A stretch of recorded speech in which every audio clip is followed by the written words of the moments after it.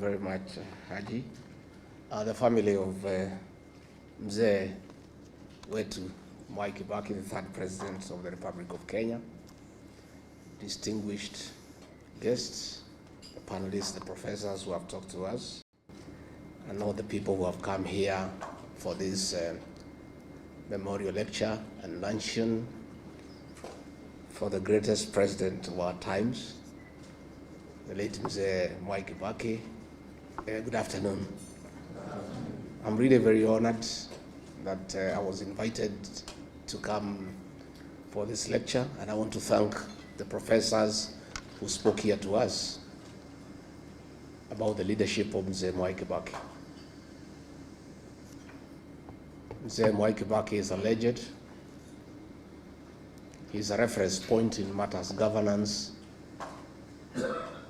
And anybody who talks about governance in this country, there is reference to his leadership. He left a legacy that remains permanent, that is visible, and that is felt. His greatest achievement was the economic restoration and transformation of this country. And because I'm somebody who listens to the ordinary people, they tell me, don't tell us about economic growth, don't tell us about economic survey, don't tell us the economy has improved from this percentage to this percentage. We want to feel the growth the way we felt it when Kibaki was president. Because there was money in circulation, there was infrastructural development that is feasible, and people say they don't want to be told theories. They want to feel economic growth the way they felt it when Mwai Kibaki was president between the year 2002 and 2013. I want to really acknowledge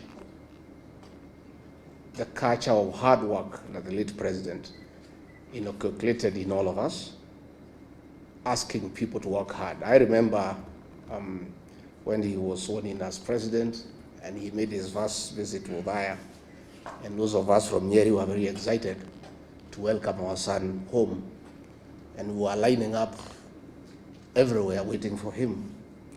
And when he reached Karatina, where I was, he didn't come out of the vehicle. And he lowered the window by a few inches, and then called the PC, akamuuliza, bwana PC, nini naendelea hapa? Hii watu yote, it was around 11. Nani nachuna majani chai? Nani yuko kwa shamba ya kahawa? Hapana, hapana, hapana, tutaharibu. Tukiendelea namna hii tutaharibu. He put the window up and drove to Othaya. Nobody ever came again to meet Mwai Kibaki. Watu walienda kwa mashamba. And that is how this country was transformed. The culture of hard work. I want to say that many people today who are solid in this country, I included, we made our money during the time of Mwai Kibaki. Because government documents were respected. If you had an LPO issued to you from government, you could walk into a bank and get 50% as LPO financing. Because you do the work and you would get paid. Today, if you go to an LPO, to a bank, nobody will talk to you. He really dignified government contracts by making sure that contracts were only given when money was available and there was budgetary support. These great men pushed taxation, and we want today, as we remember him in a very fond manner, to say there's nothing wrong with the taxation, and Kenyans cannot be accused of refusing to pay taxes, because Mwai Kibaki did it. Lipa kodi,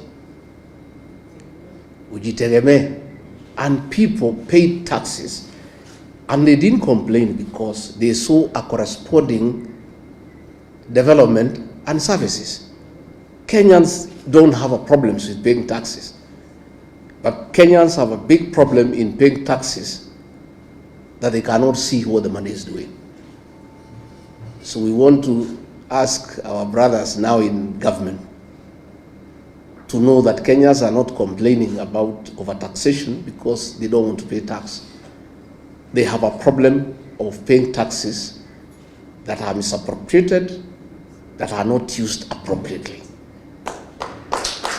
And Mwai Kibaki is a living testimony that Kenyans are willing to pay taxes, but they want to see a corresponding service and development.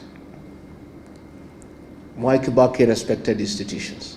Ambassador Muthaura is here, and Ambassador, we want to salute you. Mwai Kibaki would not have succeeded without the support of the bureaucracy that you led. But he also allowed you to work, because we know he allowed people to work. Because if you have a supporting system that supports you, it can only be effective to support you if you allow them to work. Mwai Kibaki respected institutions, and going forward, that must be the way for this country so that institutions can work. Again, we must remember him for the 2010 Constitution, and all those who say that they remember him fondly, the way to dignify his legacy is to implement the Constitution and follow it letter and spirit. Because when we do that, we'll have a good country. Mwai Kibaki spoke very little and did much. Most of us are learning from him. Nowadays, I only talk once a week. I'm becoming a good student of Mwai Kibaki. Going forward, I'll talk after 2 weeks, then one a month, because he spoke very little and did a lot, you know. And I think you don't need to speak much.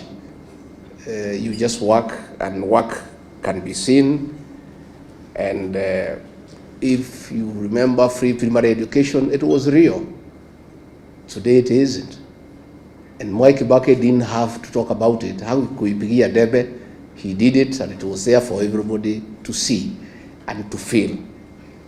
Let me, Judy and your siblings, thank you, because many people do not appreciate the place of family in leadership. There's no leader who can succeed if you don't have family support.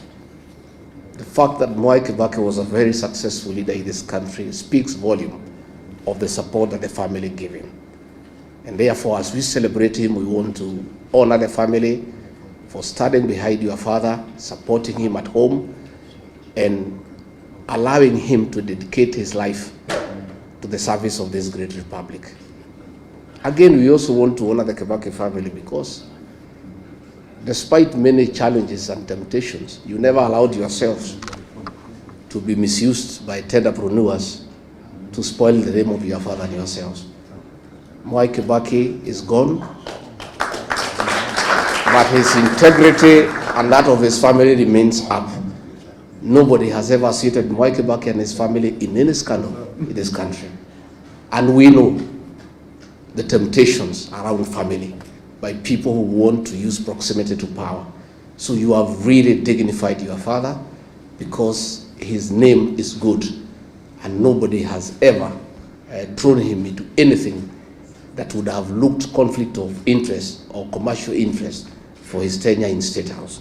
He did a good job, and we want to really salute the family because that is really the way to go. Dr. Mukisa Kitui, we are envious of the cabinet you served at Mwai Kibaki, that you are allowed to speak. Justin Muturi and I can tell you, in the cabinet we served, it's only me and him who could speak. And that is why we had to be edged out. The rest are flower girls and praise and worship choir. So we would have wanted, you know, if things could reverse and we served at Mwai Kibaki, we would have enjoyed, because he would have allowed us to contribute, to make meaningful contribution to the management of the affairs of this country. Haji, I've heard you correctly about the place of DP in Othaya, but I'm more concerned not even about DP in Othaya. I am more concerned about the quality of leadership in that constituency that was led by Mwai Kibaki. A graduate of the London School of Economics, the greatest president of all times, a man who represented Udaya with wisdom, a man who was a good debater. Then when he was gone, the replacement of Mwai Kibaki, like today, it's a shame. Member of Parliament who never speaks in Parliament at all, who hasn't made any contribution on the floor of the House. And Udaya now is a pale shadow of the Udaya Adam Mwai Kibaki. Coming this general election in 2027, we shall talk to the people of Udaya to dignify the late Mwai Kibaki by looking for a quality legislator who, even if he cannot measure up to the level of Mwai Kibaki, can be there 60-70%. But the present situation in Udaya is embarrassing and is very demeaning to the late Mwai Kibaki and his family. And Udaya people are crying for a change, and we'll be having conversation with them so that they can look for quality leadership that can be able to hold the name of that great old man in high repute. So mimi nimeshukuru sana, tuko hapa na viongozi wengi ambaye sijui Haji unataka tuwapatie, unataka tufanye namna gani, introduce them? What do you want to introduce them? Dakika moja moja. Yeah, tuko na the Honorable Eugene Wamalwa, kiongozi wetu. Kuja useme jambo. His late brother was vice president to Mwai Kibaki, na alikuwa na kizungu mingi sana. Hata huyu hapa na kizungu mingi. Sio mingi sana. But he served Mwai Kibaki well. So kuja sema jambo. Asante sana.